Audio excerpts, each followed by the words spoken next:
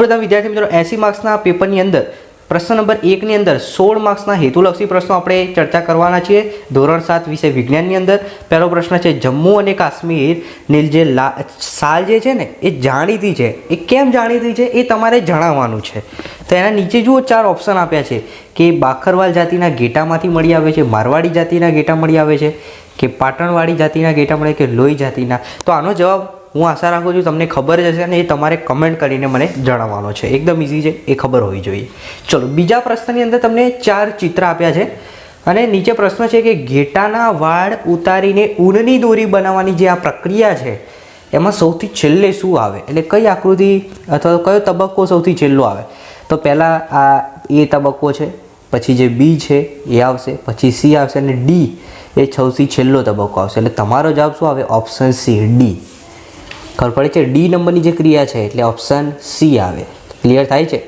ચલો ત્રીજો પ્રશ્ન, વનસ્પતિમાં શ્વસનમાં કયો વાયુ લે છે? તો વનસ્પતિ શ્વસનમાં કયો વાયુ લે છે? આપણે ઓક્સિજન લઈએ છીએ, વનસ્પતિ કાર્બન ડાયોક્સાઇડ. યાદ રાખજો, વનસ્પતિ કયો વાયુ લે શ્વસનમાં? તો કાર્બન ડાયોક્સાઇડ. પણ રાત્રિના સમયે વનસ્પતિ ઓક્સિજન લે, કાર્બન ડાયોક્સાઇડ છોડી જાય રાત્રિના સમયે. પણ જનરલી આ જ લખવાનું, વનસ્પતિ શ્વસનમાં કયો વાયુ લે છે? તો યાદ રાખવાનું કાર્બન ડાયોક્સાઇડ. રાત્રિ પૂછે તો ઓક્સિજન, પણ રાત્રિ ના લખ્યું હોય તો કાર્બન ડાયોક્સાઇડ લખીને આવવાનું. ચલો આગળ જોઈએ પ્રશ્ન નંબર 4. તમને આકૃતિ આપેલી છે બરાબર, તો એ શું છે તમારે જણાવવાનું છે. કઈ ક્રિયા સાથે સંકળાયેલ છે? પ્રકાશ સંશ્લેષણ, ક્ષારનું શોષણ, પાણીનું વહન કે ફલન? આ તમને આવડવું જોઈએ, એકદમ ઇઝી છે. ત્યારબાદ 5મો પ્રશ્ન છે નીચે પૈકી કયા સજીવ ખોરાક ગ્રહણ કરવાની બાબતમાં અલગ પડે છે? તો જુઓ, માણસ એ મોતી ખાય, ભેંસ, ગાય એ 3 હરખા છે, અમીબા અલગ પડે છે. જવાબ શું આવશે વિદ્યાર્થી મિત્રો? Option C, amoeba. આપણે વિકલ્પો જોઈએ ને આપણને આવડી જવું જોઈએ. એટલે પહેલાં 16 માર્ક્સ તો તમને રોકડા આવવા જ જોઈએ, એટલે ખાસ તૈયાર કરી દેજો. ચલો શેરડી પરની જે છાલ હોય છે એ દૂર કરવા કયા પ્રકારના દાંતનો સહારો લેશો? તો કયો આવશે? અગ્રદાંત, રાક્ષી દાંત કે છેદક દાંત? તો જવાબ આવે છેદક દાંત. ક્લિયર?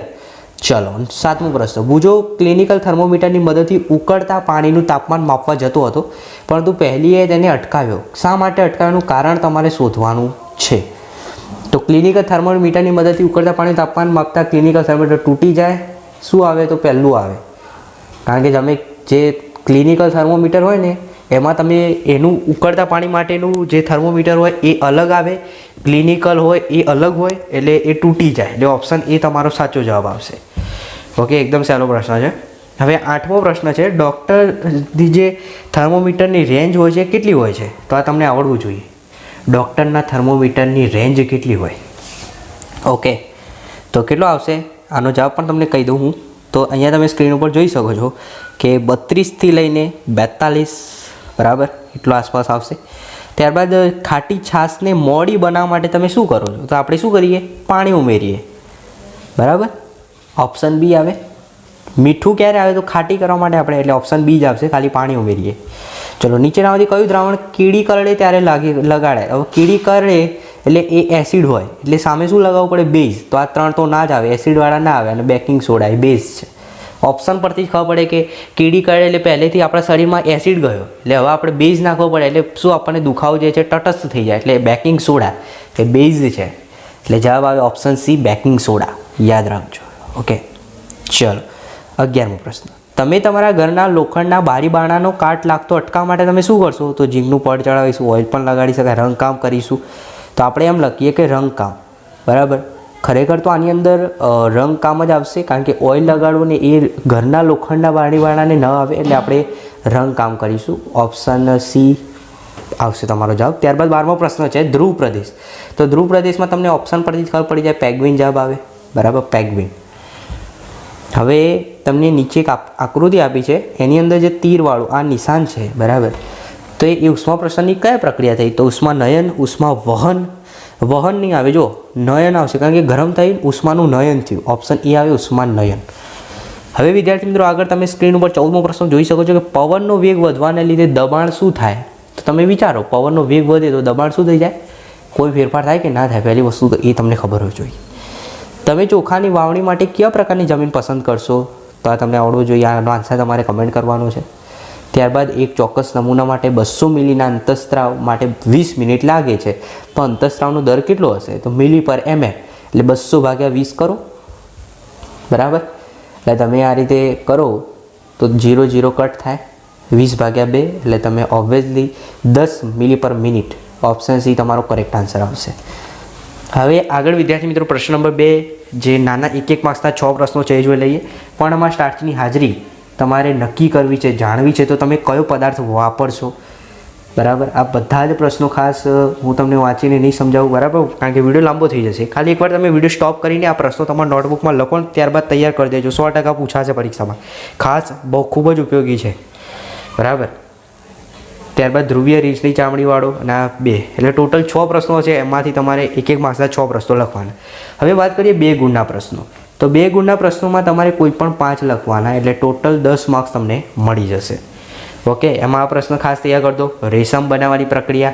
ત્યારબાદ બીજો પ્રશ્ન છે કે દરિયાઈ પવન અને ભૂમિગત પવનમાં દિવસ દરમિયાન રાત્રિ દરમિયાન શું તફાવત જોવા મળે છે. ત્યારબાદ 25મો પ્રશ્ન તો એકદમ ઇઝી છે, એસિડ. તો અહીંયા શું આવશે? બેઝ. અને એસિડ અને બેઝ વચ્ચે પ્રક્રિયા થાય ત્યારે શું બને? ક્ષાર પ્લસ પાણી.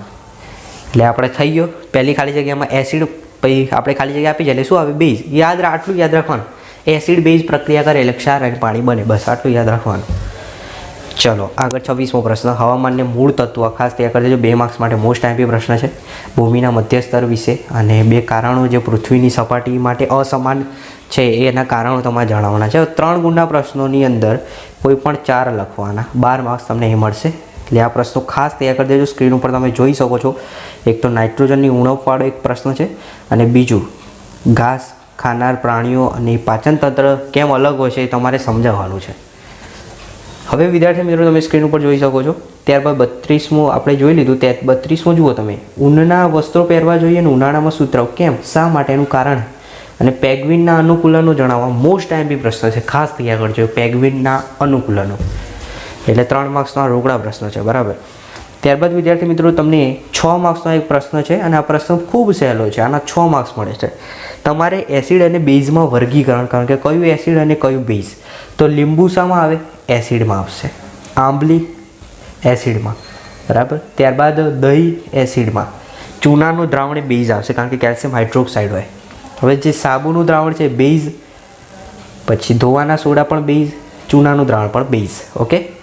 ત્યારબાદ આ જોડકા આપ્યા છે તો તમને આવડી જોઈએ, એકદમ સહેલા છે. કમેન્ટ કરજો મને આના સાચા જોડકા શું આવશે આન્સર. ત્યારબાદ વિદ્યાર્થી મિત્રો આગળ જોઈએ આપણે જે મોટા પ્રશ્નો છે 3 ગુણના એની અંદર. તો ગમે તે 2 લખવાના છે. બરાબર. કોઈ પણ 2 પ્રશ્નો. તો રેસામાંથી ઊનમાં રૂપાંતરણની જે પ્રક્રિયા છે એના સોપાનો ક્રમમાં તમારે સમજાવવાના છે.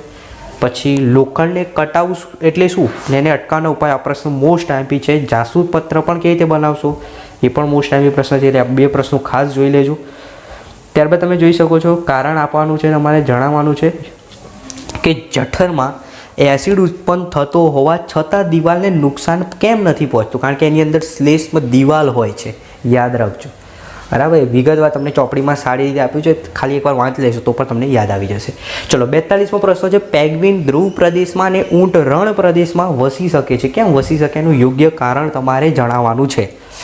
આ 2 તફાવત વિદ્યાર્થી મિત્રો અત્યારે જ કરી દેજો. 100% પરીક્ષામાં હશે. એસિડ બેઝનો તફાવત અને પરોપજીવી મૃતોપજીવીનો તફાવત. 2 માર્ક્સના રોકડા પ્રશ્નો છે. ક્લિયર. હવે તમારે 5 માર્ક્સનો પ્રયોગ છે. ગમે તે એક લખવાનો છે. તમારે ઘન પદાર્થમાં ઉષ્માનું પ્રસરણ લખવું હોય તો એ લખવાનું, અથવા તો થર્મોમીટર વડે પાણીના તાપમાનનું માપન કેવી રીતે કરવામાં આવે એ પ્રયોગ. 2માંથી એક પ્રયોગ લખવાનો.